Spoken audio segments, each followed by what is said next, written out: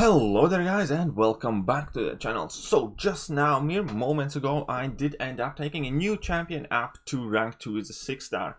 And yeah, this video is going to be all about that rank up, as well as we're going to do some gameplay. So first and foremost, who did I rank up? Well, let's jump to my regular scene and just check out. So it was a champion of tech class.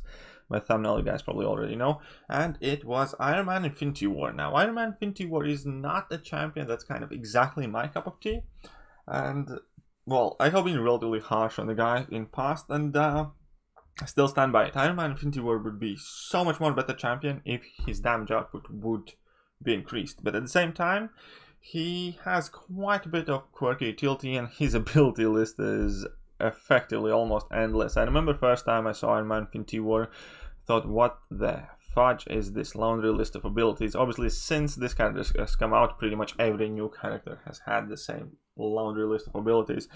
But all things being said and done, there is quite a lot the guy can do. He can effectively function as a bleed immune champion that's also cold snap immune. He has some bits of power control, access to incinerate and shock debuffs, which is extremely important, especially with many different new nodes appearing. Additionally, one thing that I absolutely loved about Iron Man Infinity War with his interactions in incursions with Lightning Fist and Pyrokinetics node, where basically you gain these incinerate debuffs either on your medium hits or shock debuffs on your light hits, and he can use those debuffs to kind of like fuse them together. And there are similar nodes now in Act 6, like Got a Light, so on and so forth. So perhaps in future video I'll do my best to showcase that as well.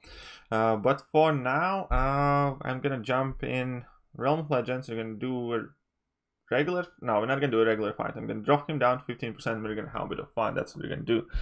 But all intents and purposes, I do not know exactly where and how I'm going to use this champion, but I also wanted to quickly elaborate on the reasoning why I took him up, even though I don't think that he is, like, let's say, the best tech champion. Because currently I'm trying to pay more attention to my 6-star roster, so I am kind of paying conscious attention to the champions that I choose to rank up. Ideally should be as a 6-star and maybe not necessarily rely on high signature ability. So that's why I'm kind of trying to shy away a bit from my 5-stars. Additionally, when I choose the 6-stars that I do want to rank up, I prefer to focus on champions I currently do not have maxed out as 5-stars. For instance, that's a good comparison here with Ghost. Now, I know many people will yell at me for not taking Ghost up to rank 2, but the problem is that even if I take Ghost up to rank 2, I will not be able to take Ghost up to rank 3 for quite considerable while, because I only have like 15,000 tech tier 5 class catalyst crystal shards, no fully formed tier 5 class catalysts, and whenever I do acquire my first tier 5 CC of tech class, Warlock's going up first because he's SIG 200 and that prestige is the thing. He's an amazing champion and he definitely will get ranked up first. So it effectively means I could take my Ghost up to rank 2, but it would be a really long time to like end up taking her to rank 3.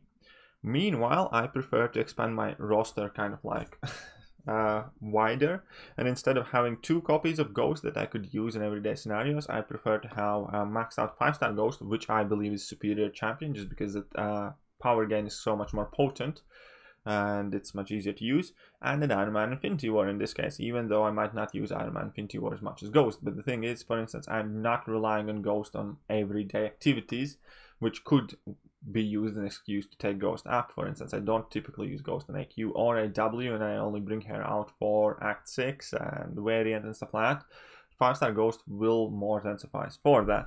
So that's why Iron Man Infinity War in this case has gone up. So now let's jump in Realm of Legends and have a bit of fun. So the way I'm gonna approach this is gonna be quite simple. I'm gonna start. Oh, wrong champion. Whoopsie. Nick Fury. That's the wrong champion. Okay, let's go in with Iron Man. What I'm gonna do is I'm just gonna quit the fight to save the time for everybody. Or not, actually. Let's just let him kick my bottom for a while. It's always enjoyable, right? He also has like power drain abilities, and it will be interesting to observe Iron Man Infinity War work against that. So I wonder how many hits this guy will take to get me down to 15%. That also should be kind of interesting testing his tankiness, I suppose. And there is one interesting thing that I definitely did want to showcase about Iron Man Infinity War as well in this video. And I'm going to do it kind of like for educational purposes, I guess. That I believe quite a few people are unaware of or don't pay too much attention because it isn't stated explicitly. But one thing at a time. Let's just check that Winter Soldier butter me down. 48 hits, he's halfway there. Good job, Bucky. Come on. Come on, lad. He's quite tanky, isn't he?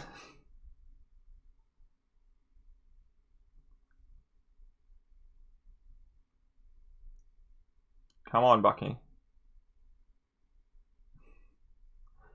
We believe in you. Don't worry, we have time. We have time. I can't believe I almost considered killing Iron Man Infinity War off purposely and then using a revive. This is well more fun. Okay, so 98 hits. So I'm at 20%. Come on, lad. I'm gonna wait a bit as well, so my adrenaline mechanic doesn't interrupt the cycle, because whoa. Okay, I guess at this point we need to take action. 10% is more than needed. So my Iron Man Infinity War is 660. I don't remember if I mentioned it yet before or I didn't. But that's what he's on. Important to know. Higher sig is obviously beneficial and all that, but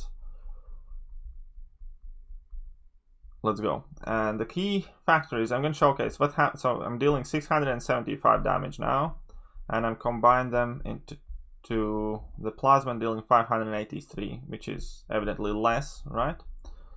But there is a way how you can increase your plasma damage, and that is if you combine it with your heavy attack. Uh-oh. Now, okay, let's drop this one off. It's not a big deal. So let's start here.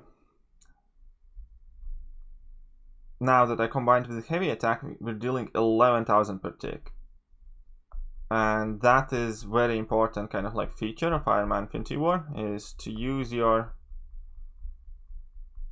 heavy attack when you, at the moment when you want to combine that plasma with that shock with incinerate to create plasma, and that way you can deal a lot more damage. Basically you get double the damage out of your plasma buff, plasma debuff, plasma passive, plasma thingy. Okay, so let's go. We have this incinerate thing. With that we should be able to control power relatively well at this point. And again, now, next hit, I need to make sure that I drop a heavy attack here. And that is going to give me a solid damage increase.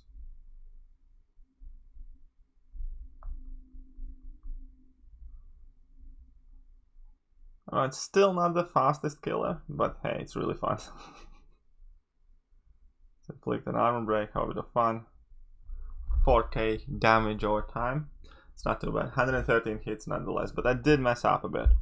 So let's carry on and see what's going to happen here against this Cap Marvel. So we do have class disadvantage here though, but hey, what you can do. Gaining power superbly quickly.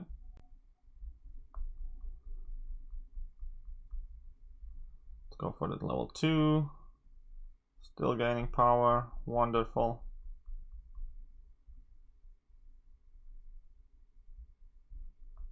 Oh man, accident, I did not meant to do that. So you can see that this is dealing 495 per tick. Next one we have to go for the real one, real thing. So we have the shock now, wonderful. And this one already we can see that the damage increase is substantial.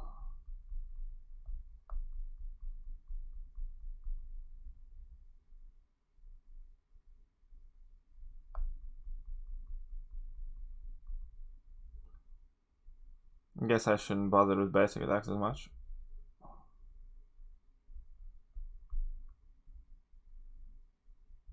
Three plasmas. Happy days.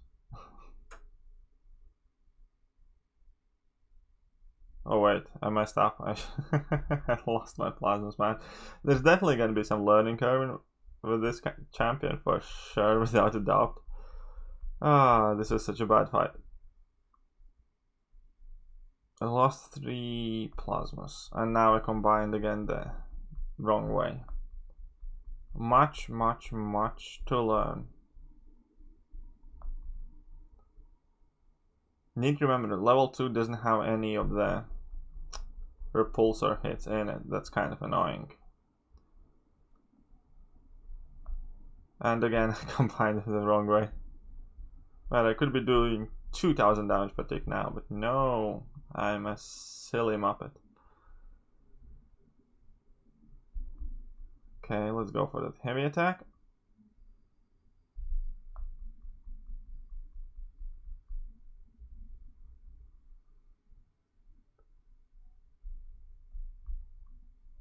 Okay, 3 plus. At least this one was fine. Yeah, let's stack up some.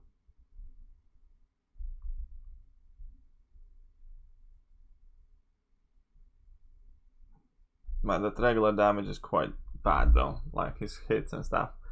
Definitely a champion that would benefit from slight damage increase. But all in all, I'm kind of happy that I ranked him up finally, because initially when the champion got announced, and Tony Stark is like one of my favorite characters in MCU, and when Infinity War Iron Man got announced, I got really excited and wanted to obtain this champion extremely badly. But unfortunately, I was dealing with some personal issues at the time in my life, so I couldn't grind, and also didn't have like resources to get him. Then I eventually pulled him, first as a 6-star before I got my 5-star. But already later on, when he actually settled in the game, it was quite clear that he's like a defender type and very passive, so I kind of got my immediate reservations about the champion. And now that a substantial amount of time has passed, and it's much easier to rank up these champions, I'm kind of happy that I finally did it, because he was one of those champions that made my eyes sparkle when he was announced. Fortunately, yeah, he's not the flashiest, the most damage brutal powerhouse kind of like champion, but he's still cool and I like him a lot. But with that, I believe we're going to be pretty much done for today's video. So I hope that you guys have enjoyed today's video, and if you did, then here's Baby Groot for you. Not quite the same MCU movie, but hey, who doesn't like Baby Groot, right? Either way, guys, hope you enjoyed the video and hope you enjoyed Baby Groot. If you didn't, then you know what to do, but that is me done. Do not forget to hit that like button, hit that sub button, hit all the buttons, and I will catch you guys soon. Laters.